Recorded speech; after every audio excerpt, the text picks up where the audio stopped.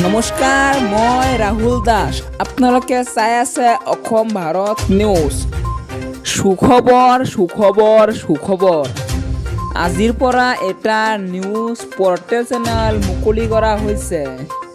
চেনেলটোৰ নাম আমি জনাই পাইছোঁ অসম ভাৰত নিউজ। এই চেনেলটো অসমৰ ধুবুৰী জিলাৰ বিলাসীপাৰা নৈ থানাৰ অন্তৰ্গত মুৰাবাৰী গাঁৱত মুকলি কৰা হৈছে।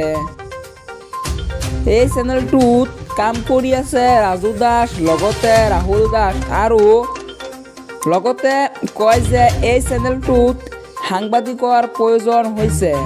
আপোনালোকে ইচ্ছুক আছে যদি তলত দিয়া যোগাযোগ নম্বৰত কল কৰিব পাৰে।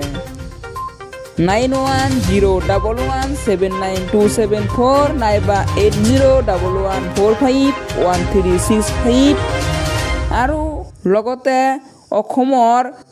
অসম ভাৰত সকলো ঠাইৰ নিউজ দেখিব পাৰিব। আৰু এই চেনেলটোত ফেচবুক পেজৰ লগতে ইউটিউব চেনেলত নিউজ দেখিব পাৰিব। News desk report, Assam Bharat news. ধন্যবাদ।